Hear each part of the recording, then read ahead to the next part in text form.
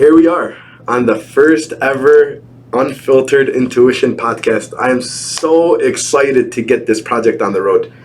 Here are my two distinguished gentlemen as my first guests.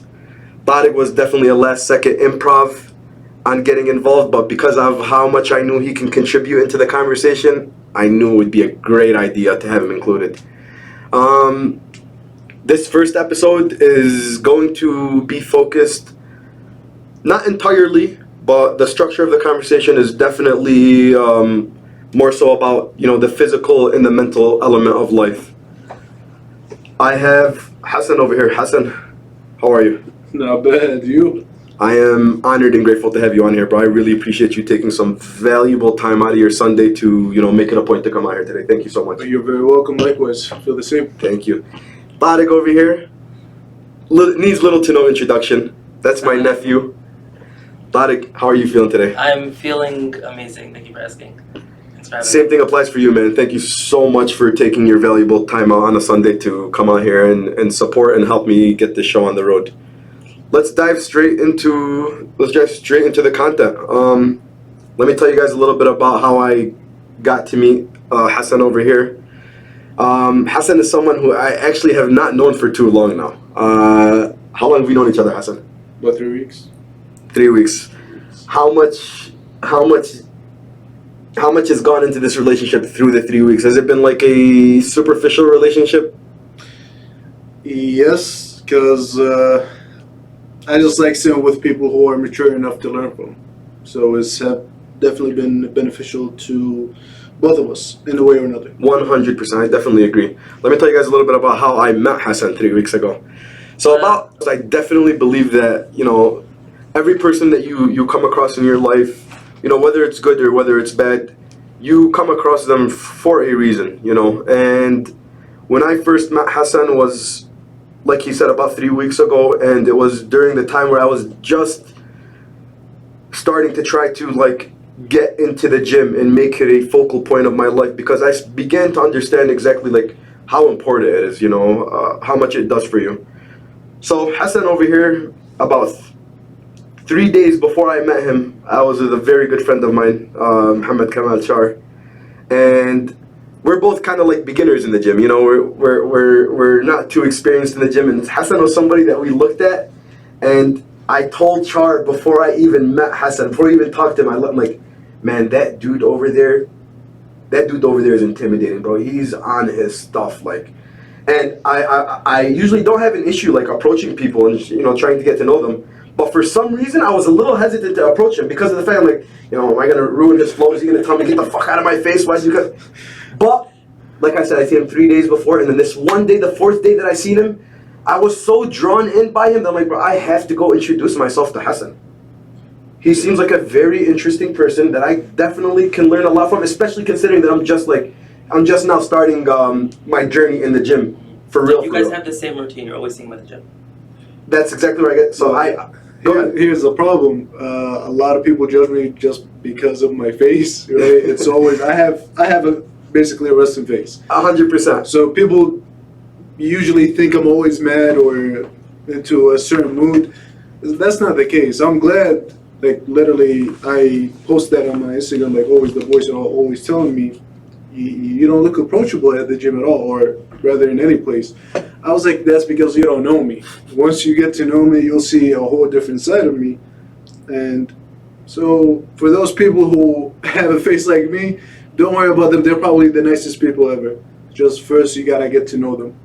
And I'm so glad that I took that step, honestly, to get to know you, because it's only been 3 weeks, but man, have I really felt like I've learned a lot from you. Not even just about having correct form in the gym, but coming to know a little bit about yourself and some of the things that you've been through, and to still be able to push through all those things. It kind of almost made me feel like the things that I was struggling with was something that I shouldn't be struggling with. There's so much bigger real life problems that people deal with in life, that when you think about their problems, not even just Hassan, for example. I'm talking about in general. In general, Yeah. we live in a country that We're privileged to be in. We're privileged to be in, and it's provided us with all these opportunities to branch out. For example, this right here, this is something that I feel like if I was a kid that I am from Yemen, but if I was a kid who never got the opportunity to move to America, I wouldn't have been able to, pursue a project like this, or because not because the resources aren't available, but also because of the fact that you're so much concerned with other things. You're not thinking about creating a project like this. Having a career is extremely easy here. You just have to go and get it. Problem is, we're mentally not stable. See, 50% of Americans have a mental problem, right? That's including people in our culture, right? Which makes us limited. Doesn't matter where we at. It's a mental thing. Being here, people don't understand. It's a privilege to be here, right? You can do a lot here, as long as you go and work for it. Everything that you want is achievable if you're willing to sacrifice some other stuff. For example, you can't go to school and you can't go to work and you can't go to the gym without taking a little bit more time out of your sleep or out of your family time. It's not easy, but it's achievable. Not everybody's willing to do that, right? So, but again, we're privileged to be here. So it's an opportunity. Let's take Like what you said, to be anything in this country, you need to sacrifice, and that's all you need to do. That's it. And the things that he's talking about sacrificing, you're not even necessarily sacrificing anything crazy. I love the point that he brought up about sacrificing sleep. That's something that's obviously needed. Everyone needs rest and sleep. But what's the point if you're sleeping 9 to 12 hours a day when you know that if you make it 6 hours a day, the amount of productivity that would go into your day because of the fact that you cut your sleep short. Yeah. And I'm very happy that you brought up the fact that a lot of us struggle with it mentally. It's not because it's not doable, but because our mindset and the mentality that you have going into these things is what really prevents you from being able to do it. So that's a great talking point to get into this podcast, because this episode, like I said, is not mainly focused on the physical and the mental element of life, but I wanted to kind of be structured around that. So, like, a little bit about yourself. Tell me a little bit about the way that you grew up. I've come to know that you've traveled the world, and been to numerous places. What is something like that, what has it done for you? Well, seeing the obvious stuff, seeing different people, seeing different cultures, makes you learn more faster about just the world you're living in. One of the biggest problems is we build our own world in our heads based around our family because that's the life we want for them. That's not the case. Once you open your eyes and you have an open mind and an open heart, you'll see a whole different world. Not everybody's fair. Not everybody's good, right? But I'm not saying it's a bad thing to build your own world around your family. That's because you want that world for them. I'm just saying that you need to learn more in order to do better. 100%. And you feel like growing up and being able to live in all parts of the world has allowed you to see that more. Considering that you see the way other people live, and you feel like it has probably made you like a little more tolerant towards other races, religions. I've never really had a problem when it comes to a race or a religion or any of that. I just, like I told you, I stick to myself, and then I just build on myself to try and become better every single day. Problem is, we judge too much. I'm not saying judging is necessarily bad. Too much of it is bad, right? And then when we come to talk about it religiously, right, people don't understand this, that we have 17 different books from our book, the Quran, that says, okay, it's okay to judge, but based on rules. If you're right, you need to do 1, 2, 3, and if you're wrong, you also need to do 1, 2, 3. Can you elaborate on 17 books? Because it's the first time I'm hearing of it. Well, I'm not really, I don't know much about it. It's just that I know that we have basically 17 different books that talks about judgment in Islam that come from the Quran. So they're authored books, they're... The scholars basically took out and then just made things more clear to the people that okay, it's not necessary to judge. If you want to judge, you have these rules behind These it stipulations that require in order to be able in order to to do things that people usually don't see it as a good thing. let's get back to that right there about judging and based off of religion and things of that nature. I know that this is a little bit out of the realm of the structure of this episode, being physical and the mental aspect of life, but I think it's a very important topic to touch base on. I feel like the religious differences, like for example, you're Iraqi Shia, correct? Right. I'm Yemeni Sunni. Let's use this example in specific and how judging can be so detrimental. A lot of us growing up, I wouldn't even say necessarily taught, but you come to feel that depending on that other person's, on the stranger's religious beliefs, if they're conflicting to yours, that you almost don't give that person a shot to get to know them or to allow them to come in close, just because of the fact that they have a different religious belief than you do. Look at how much that we've been able to accomplish and get to know about each other because of the fact that, I didn't even think about the fact that this guy is Iraqi Shi'i and that I'm Yemeni Sunni. Mind you, for those of you that don't know, this is a major divide in the Muslim world. Being Sunni or Shi'i. This type of conversation and the details as to who has more of a point, that's a conversation that's to be held by scholars and to debate about it respectfully.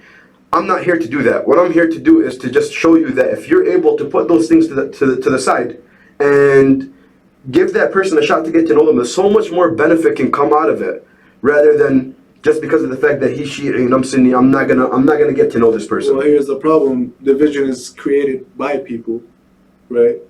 And when it's created by people, it's for the people. And the major thing about it is don't get me wrong, I am a religious guy, and you are too. Of course. But we're not going to let that put hate in our heart for each other because it's not necessary. 100%. Right? You're not hurting me, I'm not hurting you. You follow your own, and I follow what I believe in. 100%. If Muslims can get along with Christians without a problem, then there is a reason for us as Muslims to not get along with each other. And at the end of the day, one thing that's in common amongst both sects is I really believe that within the book and within the teachings of the religion, neither sect believes or strives on hatred. You know what I mean? There isn't that. So that's kind of out of the religion to establish hate to someone just because of the fact that they believe differently than you. Like I said, the semantics and the details of the religion and what in Arabic they call the aqidah is a conversation to be had by professionals and to debate respectfully on, not by me and you. We just have our own opinions on it, and Islam is based on brotherhood, and it's called Islam. Islam is peace, right? That's the umbrella that we both fall under. Islam, more than anything. And Islam, like you said, is peace. That's the point I was trying to get at, is that we fall under the umbrella of peace. And you have to go out of your way to show that person that, I accept you for who you are, man. I'm not trying to get to know you so I can change you. Maybe through my character and through my personality, you'll give me the respect. And this is not just from a religious aspect. You give me the respect to be like, this person is definitely a good, genuine person by his actions, that I should take his word and allow it to influence me in a certain way. But what I meant by saying you have to go out of your way to show someone from an opposite belief of yours that you still respect and tolerate them is, like, for a quick example, I invited you over to my house, what was that, about 2 weeks ago? Yeah, about 2 weeks ago. And as Muslims, we pray 5 prayers a day. That's something we both agree on, regardless of what sect you're a part of. But because of the difference in sects, there's a minor discrepancy in the way that we pray. Right when Isha came around, like you said, you're a religious man, and I wouldn't even call it religious. We're not even religious men. We're doing the bare minimum of our, to a certain extent. I don't want to say because we're praying and we chose to get up and pray that we're imams and shuyukh, and absolutely not. We're doing our part as Muslims, and we're doing like you said, the bare minimum. A real Muslim should know that his religion is everything to him first, and then that his family has a right over him, and then that his community has a right over him. And we're like, who are we here to fool? We're not here to fool anybody. 100%. We don't follow these things. We follow, okay, we gotta pray, we gotta fast, we gotta do 1, 2, 3. But at the end of the day, most of us don't really care about each other. And that's why I called it the bare minimum. Exactly. Because of the fact that, but I just had to bring that up as a pretense to the conversation that I was, about to finish. So Isha time came around, which, like I said, as Muslims, it's the last prayer of the day. We pray 5 prayers a day, and that is the last one. It just so happened to be that we were both, in the same environment. He was over at my house, and I told him, hey, let's get up and pray Isha.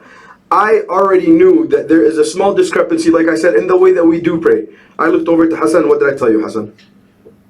Pray as your normal prayer, basically. Exactly. I said, please, I don't want you to feel or think that because I might start praying a little bit differently than you, that this should make you uncomfortable or even make you, So I told you, like, please, bro, we're going to pray Isha together, but at the same time, pray it in the way that you're most comfortable, man. I don't want the environment or me being here to change that. At least in the, if there's an eventual change, and like I said, not just with religion, if there's an eventual change, all change has to come from within. Right? 100%. There's so many ulterior factors that could go into helping you change, but if you don't have that true commitment from inside to make that change, and this is besides the topic of religion, this really applies to everything. Because if a man who doesn't want to change, you can't change him at all. You can't convince him to be successful. You can't convince him to be religious. 100%. You can't convince him unless he wants it. That's how it works. Let's try to navigate this conversation back towards the topic. We said it was going to be physical and mental element of things. Tarik, in this regard, has a lot of input to give in regards to the physical element of things. Tarik, for those of you that don't know, how long ago and how much did you weigh? I weighed 274 and I lost 126 pounds. Do we have a quick picture we can show the people of how you looked before this transformation? Let me pull it up real quick. While he does that, Hassan on the other hand as well is part of the reason why I wanted to bring him on for this specific episode is because I definitely admire his dedication in the gym into working out his body and forcing it out of its comfort zone. Because Hassan, he'd be lying to me, like going to the gym, you're putting your body under physical distress. It's not like you're going. Tell them how many times you go, how long you've been going. Yeah, please elaborate on that. I want to know more about your journey physically and how much it's really done for you. Mentally? Mentally, yes, sir. So, been going for about 4 to 6 years of period. Been training. Well, I got into it because I wanted to powerlift. I got into it very young, not knowing a lot about it.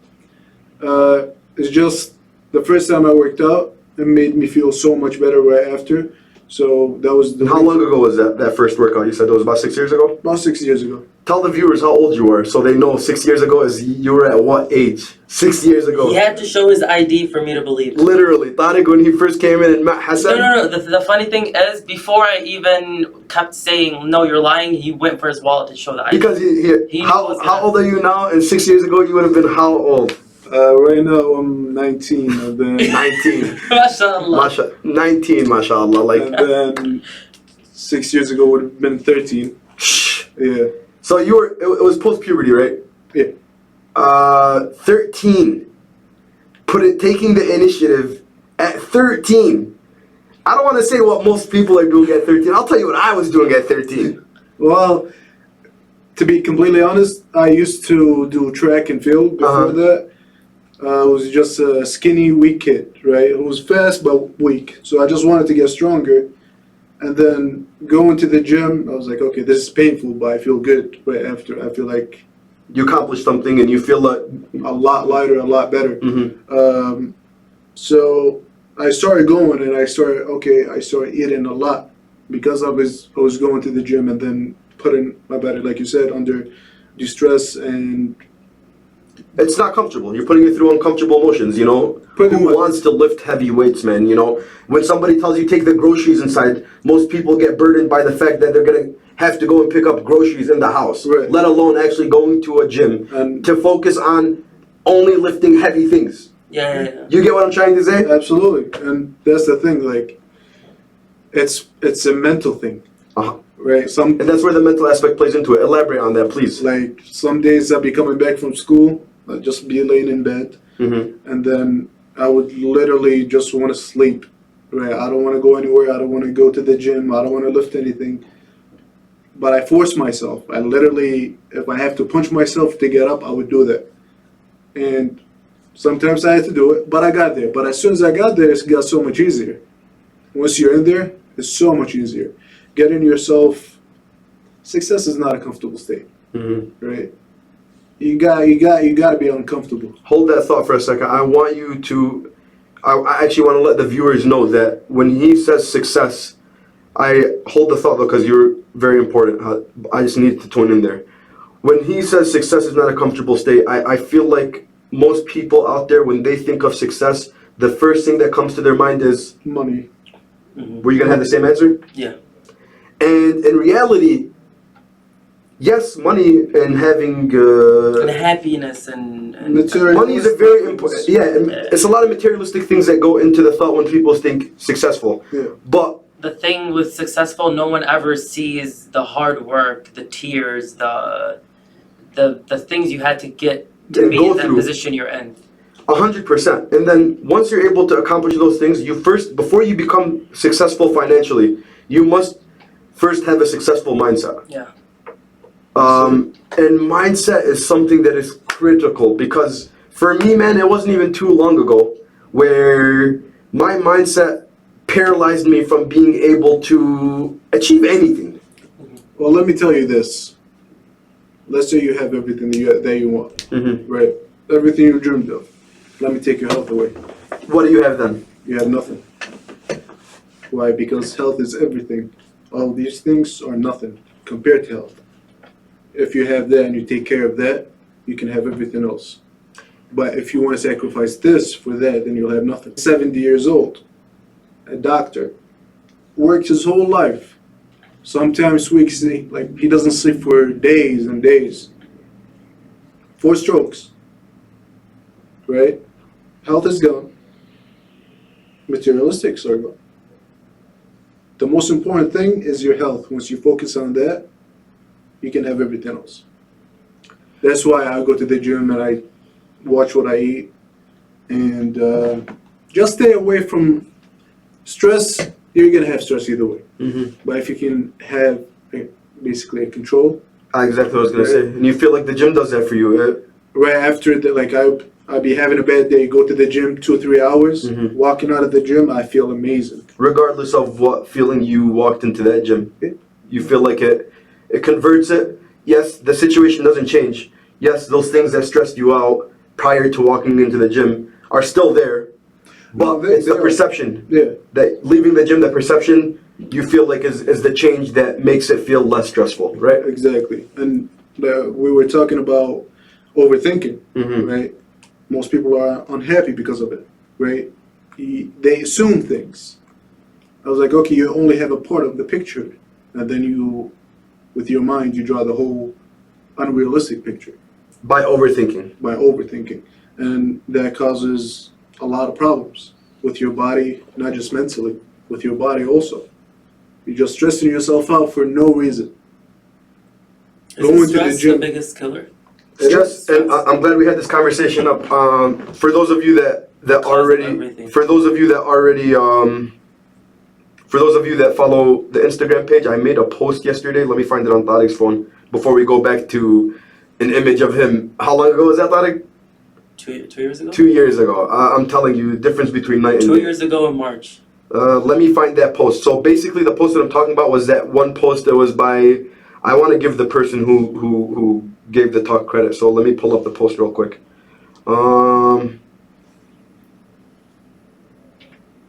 Post that I reposted yesterday. It was by the person who was giving the talk was Trevor Mawad. I don't know if any of you know him, but he was basically elaborating on this story where. It was a story of an employee who works on a train, and he was sent in to work on a refrigerated area of the train. You know the story correctly too, so if I'm making any mistakes, please fill in. And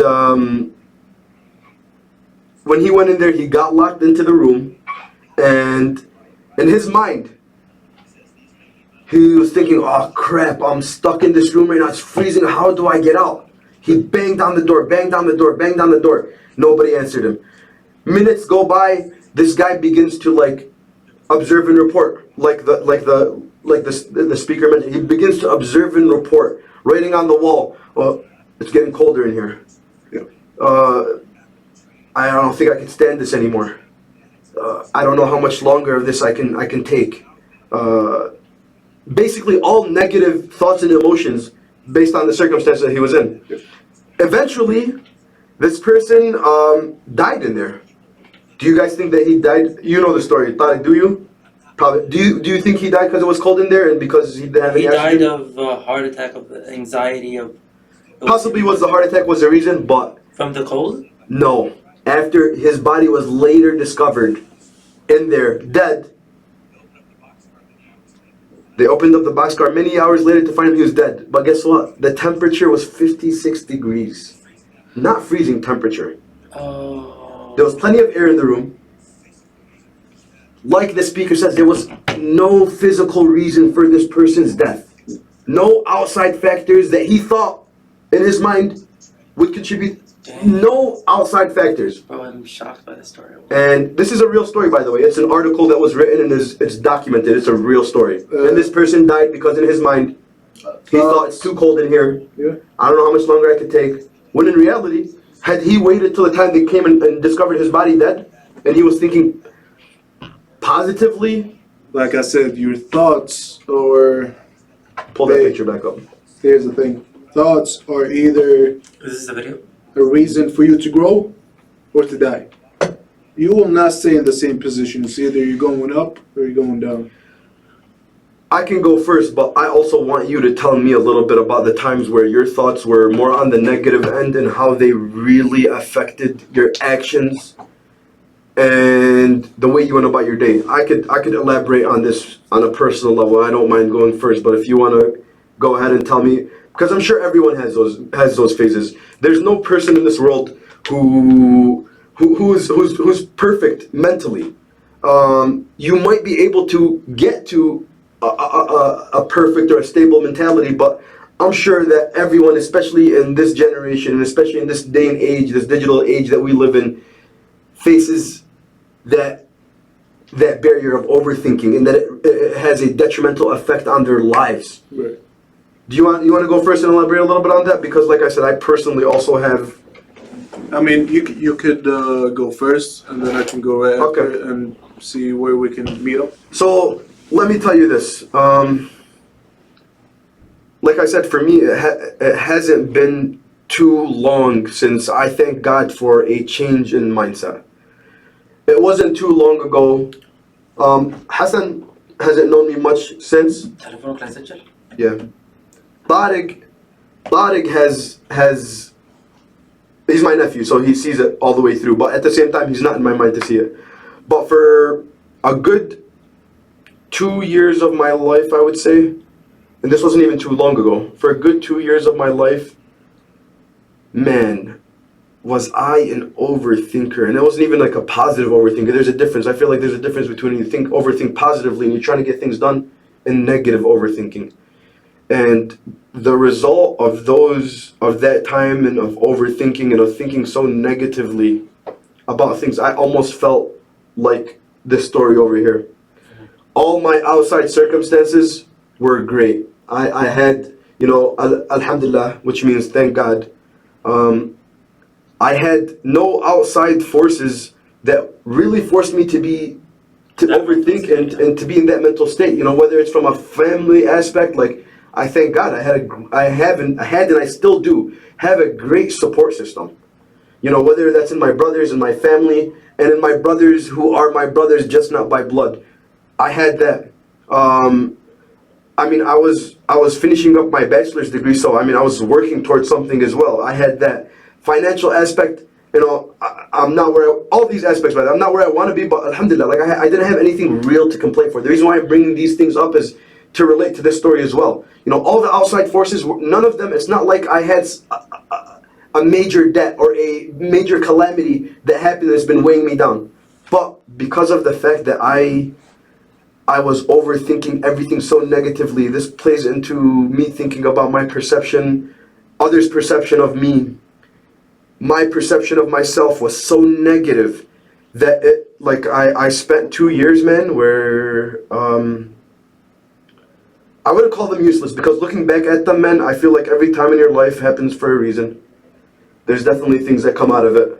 But I hate to say it, I felt like I spent 2 useless years. It affected me so much to the point where... But you wouldn't want to, you probably think it's useless, but I know deep down you know that without those 2 years you wouldn't be the man you are now. Thank you for bringing that up, and that's what I was trying to say when I said I wouldn't call them useless looking in hindsight now. Mm. You know what I mean? There's a lesson behind it. 100%, man. And it's what...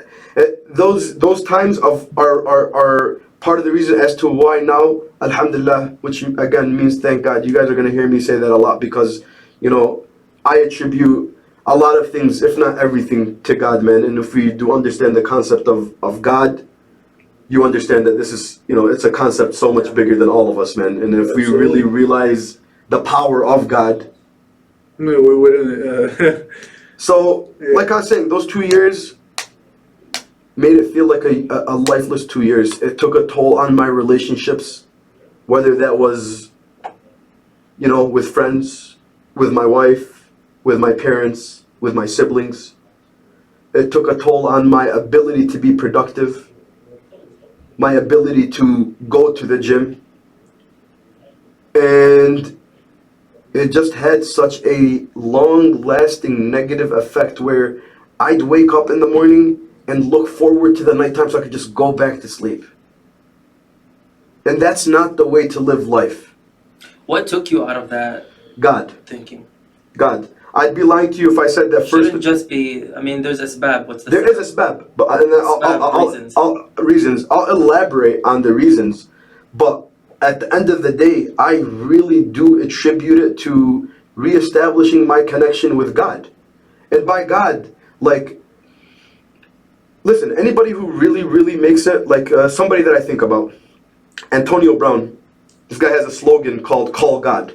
He's not Muslim, but he has a connection with, and at the end of the day, God is one. Regardless of what religion you follow, right. You know, God is one.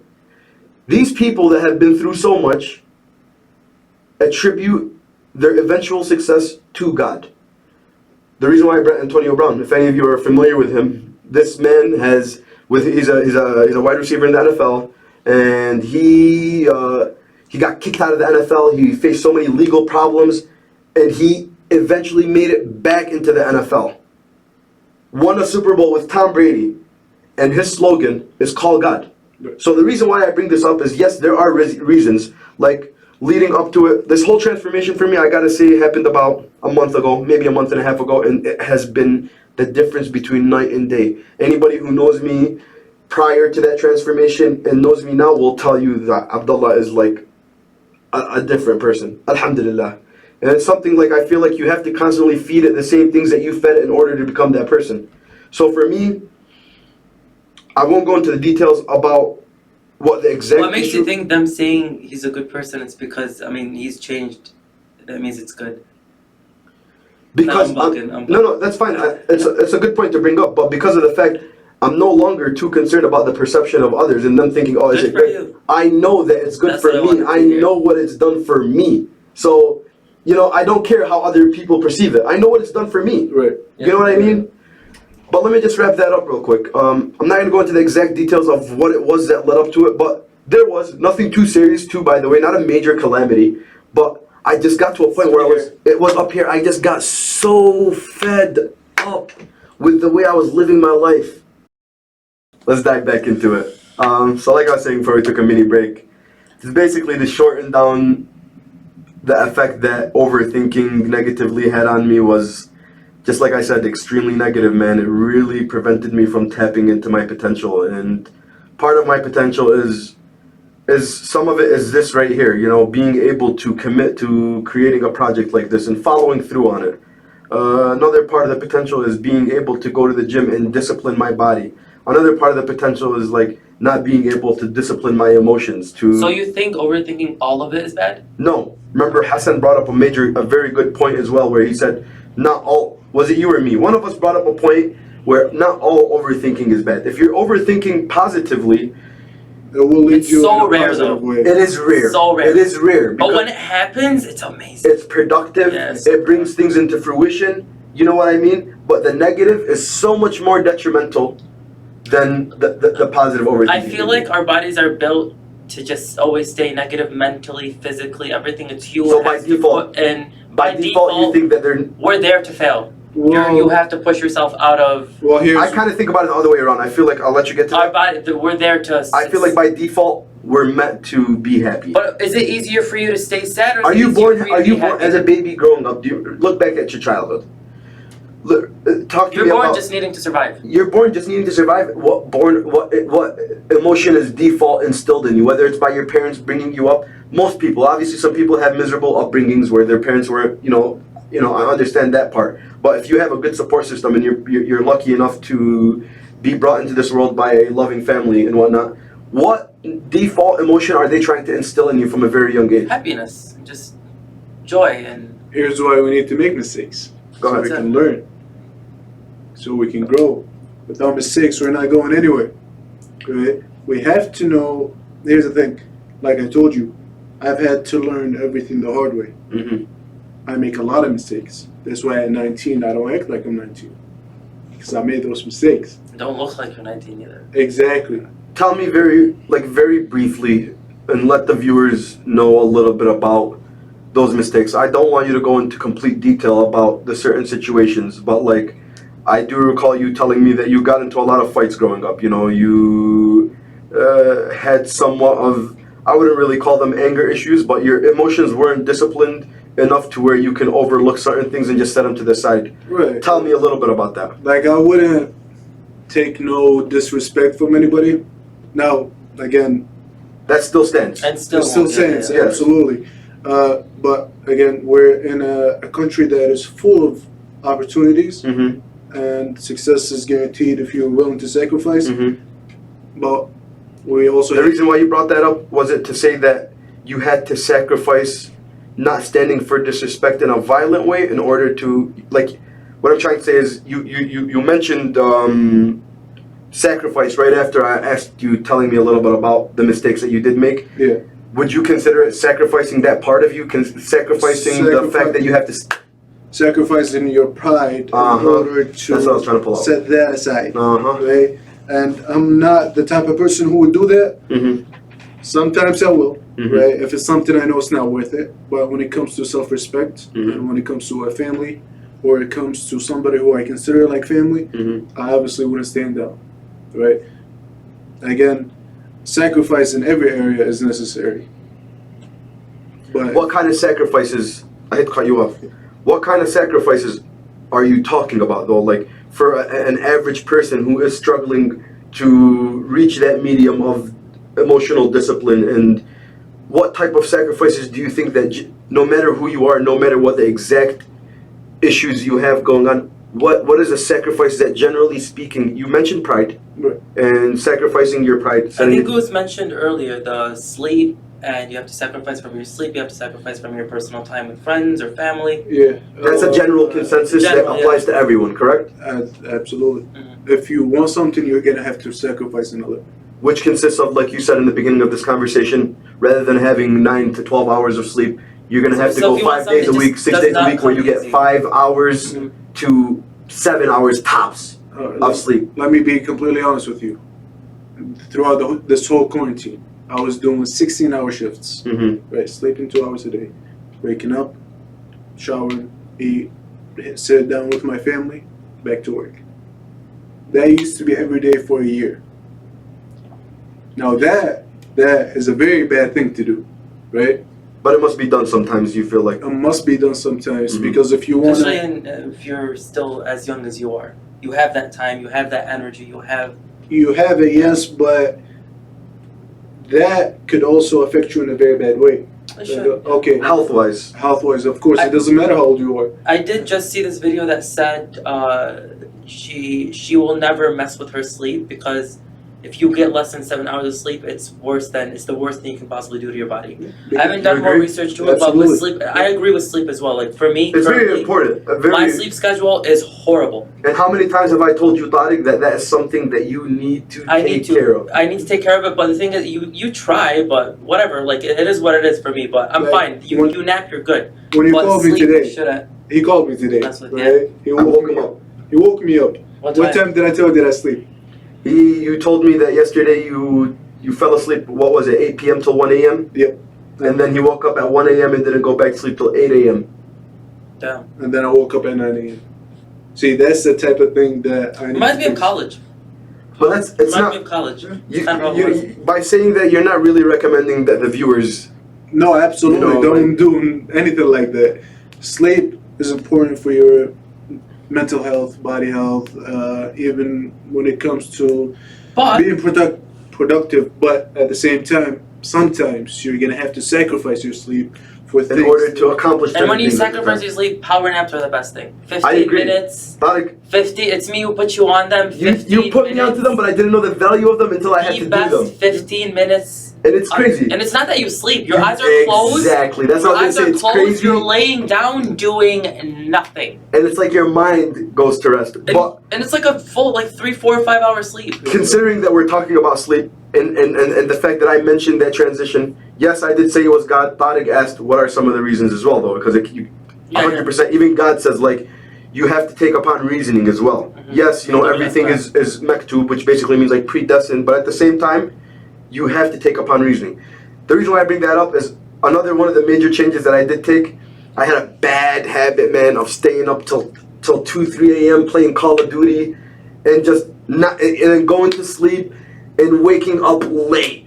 And if I do have to wake up early, I'll wake up and I'm just so tired, yeah. No energy for anything. So one of the major changes, drastic changes that I made was I took it upon myself to try to sleep early. And when I say try to sleep early, I don't necessarily mean, fuck, we got cut off again at 4:52. Why is it cutting it off?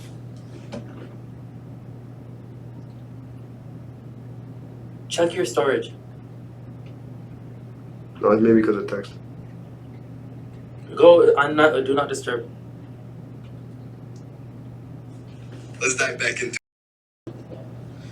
So like I was saying, Tarik was talking about what steps did you take in order to, make that transition. One of the major things that definitely changed was my sleeping schedule. Like I said, I used to be up till 2, 3 a.m. playing Call of Duty with the boys. Yes, it was fun, don't get me wrong, but it took a toll on the way that my day went the next day. Whether I had to wake up early and being extremely sluggish and not having the energy to do other things, or sleeping in late and just feeling so guilty and miserable at the fact dude, you stayed up all night and you're just waking up now at 11. So a major change that I took was I took it upon myself to make sure that I went to sleep early. That means before midnight, really. We're grown now and you still have to be up sometimes, but before midnight, and wake up for the first prayer of the day. Remember how I mentioned 5 prayers in the beginning of the day? Yeah. Wake up for that first prayer of the day and set the tone of my day so much differently. I would eventually start waking up at 4:30 a.m. The prayer when I first started before the time change and it went back an hour, the prayer wouldn't be till 7 o'clock. I'd wake up at 4:30, have a cup of coffee, turn on some Quran and get that coffee in my system, pack my bag, go to the gym, get a nice workout in the morning, have my bag packed already with my outfit for the day, change in the gym, into my outfit, go pray that first prayer of the day in the mosque. And I do this with a friend of mine, Mohammed Kamal Char. I'm very glad that he got on that tip with me, at least in the beginning, because it definitely helps to have somebody else there. Sometimes you won't always have somebody else there, but it's good when you have somebody else there. And like I said, I'd already be changed into my clothes. I would leave the mosque and then just go straight to work. And I did that consistently for 2 weeks up until the time changed. And when it did, I wasn't able to do it the same way that I executed it to begin with, but I noticed the effect. Yes, I was still getting up to pray, But at the same time, I wasn't able to. Prayer falls under the mental aspect of things, by the way. I wasn't able to partake in the physical aspect of things, and that by that I mean going to the gym first thing in the morning. And I noticed the effect that it had on my day throughout the day. You get what I'm saying? I felt like my energy levels were a little bit lower, and I told myself like there's not much that's changed, besides the fact that I'm not hitting the gym in the morning anymore. And like I said, that's definitely a great place to start if you're trying to switch things around, is to take it upon yourself to try to sleep early, wake up, and me, I'm Muslim. We have 5 prayers a day. If you're not Muslim, still get up, meditate. You need a routine. A routine, a morning routine. Within the first couple of hours, you feel extremely accomplished. But like 7:45 came around. I had already gotten up at 4:30. I had already went to the mosque and prayed. I had already went to the gym and got a nice workout in. And just that feeling of knowing that I did all that by 7:45 a.m. when just last week, the week before I started doing it, I was knocked out at 7:45 a.m. made a huge difference for me. It began to give me that sense of accomplishment that you're doing the right thing, and that was definitely one of the reasons that steered me back into mental clarity, that steered me back into tapping into myself again and becoming who I know I am. The same way that I know everyone else genuinely has something amazing and great that they would want to share with the world. You took being productive over fun, made you see results and made you just clear up. That's the thing that people need to start doing. Fun is not always good. Fun, yeah, maybe like one night a week, but go out, be safe, do whatever you want to do. Come back home, make sure you're safe, you're in a good spot, not doing something stupid outside. Mm-hmm. That's okay, right? But being productive every day will set you a different tone or a different mindset in a way. The thing that makes me stressed out a lot is because of the night shifts, Mm-hmm. right? I'm up all night until the morning, coming back home. I literally just wash my face, eat, then go to the gym. Come back, knock out, wake up at night. I didn't do nothing during the day. Back to work. That puts a lot of stress on you, right? Knowing that, okay, you just slept out through the whole day, not doing anything. You're just basically working, going to the gym, and coming back home.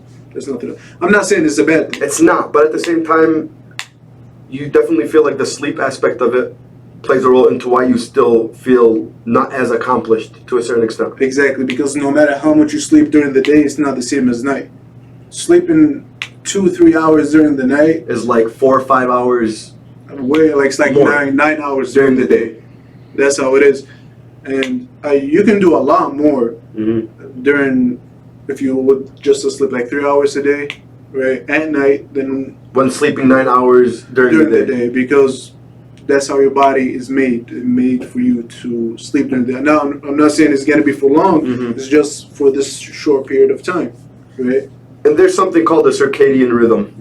I really came to know exactly what it is when I put myself in that habit of sleeping early, waking up early. Like after about, I want to say 6 days of doing this, a week of doing this. So for you, was it waking up early or starting a routine? Well, waking up early starts first. Comes first. You can't establish the routine without waking I've up always early. been a morning. I've always told you being a morning person the best thing ever. And In the morning is always the best. you don't see these things through until you do it See it yourself and understand yourself, the value of it. But back to the circadian rhythm, it's like after about a week, I swear to God, there were numerous days where I'd set my alarm for 4:30. My body wakes up at 4:25 Love that. by itself before even my alarm went off. So it's why I bring that up is just to show and highlight that it becomes easier to a certain extent, especially when you push through that first phase. It becomes easier to end up doing because of the fact that It just becomes a habit. a habit. We're just creatures of habit. Whatever we practice over time, it just becomes a habit. 100%. It's as simple as that. 100%. But Hassan, really, the reason why I brought you on here, man, you're a great dude, bro, first and foremost, and I knew that we would be able to have a conversation like this, very unfiltered, very raw, and about the things that really matter. Tarik, same thing applies for you. Tarik came here this morning not expecting to be on the podcast, but Hassan recommended that he does based off of the conversation that he was igniting off of camera. He might have gotten a little cold feet, but his presence is definitely appreciated. And I overall, I feel like we had a great conversation. Did we touch base on the things that I wanted to touch base on? Some, yes. All of them, absolutely not, because both these gentlemen over here have so much that the world can learn from. And if I really sat down here with them and tried to touch base on every single one of those things, I feel like, you know, one of them would take all day, let alone both of these guys. So, you know, I definitely... It's my first time also meeting... Hassan, yeah. By the way, this was the first... I'm just kidding. It's my first time meeting him, so I also wasn't talking as much because I was just as intrigued as everyone else. Definitely, and I appreciate you chiming in and saying that. But like I was saying, you know, if I gave these gentlemen one day on their own, we would be on here, and trust me, this is why these people are very close to me, because I have the privilege of getting to talk to them and seeing them throughout the day, and not just this condensed period of time. And the reason why I bring this up is, you know, we're gonna cut this a little bit short. We did touch base on things that are very important. But at the same time, like I said, if we want to touch base on everything that I want everyone to learn from these two gentlemen, you know, this podcast wouldn't be an hour long. It's unfortunate that I didn't get to touch base on everything that I really wanted to talk to you guys about. I know for a fact that if I wanted to, we could have stayed here all day, because there's so much that I know that myself and everyone else can learn from both of these gentlemen. But like I said, that's why I personally have the privilege of knowing them both personally, and I continuously... Privilege is ours. It's definitely a mutual respect and a mutual privilege. We both understand the value of each other. I have the privilege of knowing these guys personally, and I have the privilege of constantly learning more from them, becoming more inspired through them. But unfortunately, as of now, the viewers don't have that privilege. We're going to have to cut the conversation just a little bit short. And like I said, if I gave these gentlemen time on their own, let alone together, to touch base on everything that I wanted to learn from them, you guys would be watching a 48-hour long podcast. So, you know, I don't want to make it lengthy. Both these gentlemen, you know, helped me record this first episode, which is the most important thing to start with, is actually putting in the action to getting things rolling. And, you know, I really can't tell you guys how much I appreciate you guys doing that. And with that being said, you know, I understand that both of you were my first quote-unquote guests, but before being my guests on this episode, both of you are, one is my nephew, one is a brother, not through, you know, obviously through birth, but both of you are people who what I'm trying to get at is you're both people who I still want to be very much involved in this project. You know, whether it's showing up again and elaborating further, or whether that's behind the scenes and inspiring me with your words of support, with your knowledge, and with your wisdom. You know, even if this is the last time you guys see these people in front of the camera, just know that these men are behind the scenes and are a constant part of my life. And look who just decided to walk in. Come on in here, my boy. Brothers. Remember the Muhammad Kamal Sha'ar that I brought up a couple of times? Well, this is a gentleman that walked in just right now about... Dap me up. I'll still dap you up. But walked in at 2:30 p.m. With the SD card. How about, SD card. Char, I love you. Let's expose Abdullah too. Okay, it was a miscommunication. Miscommunication? A whole...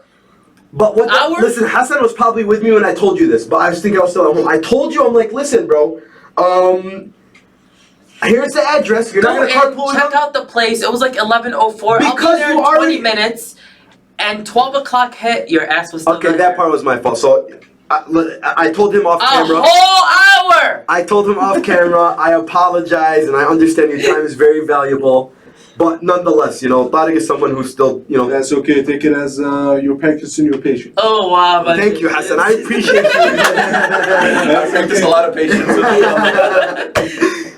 But yeah, man, I'm so glad that Char also walked in as we were wrapping this up, because he, like I was saying, these are two people, although they might have just gotten in front of the camera now and they're my first quote-unquote guest, doesn't change the fact that this is my biological nephew who I respect and hold in high regard, and these are my brothers, not from birth, but they're my brothers through life, who I also respect and hold in high regard. And it will not be the last time that you know, if they volunteer to give me their time to get in front of the camera again, you know, I feel like we can have so many elaborate, great conversations.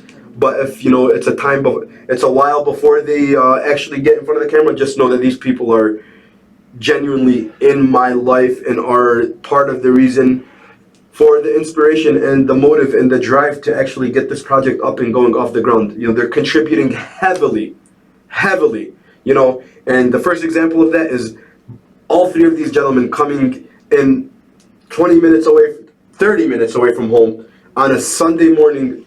Very valuable time. I understand it's a Sunday. Hassan was jokingly telling me, bro, I would have been sleeping anyways. I told him, I don't care what you would have been doing, man. It's a Sunday, it's a rest day, it's your only day off in the week. And same thing applies to both of you as well. You know, regardless of what you were doing, it's still a very valuable time of the week. It's a Sunday where you're supposed to be relaxing, enjoying, and just the fact that you guys came out here and put in the effort to, you know, be by my side, especially at the beginning, I really appreciate it. And this won't be the last time you'll hear or see from these gentlemen. I appreciate you I'm guys. doing the sentimental moment, but I'm looking for the camera and I still can't find it. That's okay. It's too small. It's too small. We had to improvise. I want to get on camera. And You're on camera. You're probably in front of the microphone. Yeah, it's right there. You're the biggest. Oh, there we go. guy Thank you. There we go. Hey, gentlemen, first episode in the books. I appreciate the hell out of you guys. Thank you so much, Tarik. I appreciate the hell out of you. Thank you so much. Char, pulled up about 2 hours. Well, not 2 hours late. Pulled up at the end of the event, but we'll still take it. I appreciate you too. I appreciate you, bro.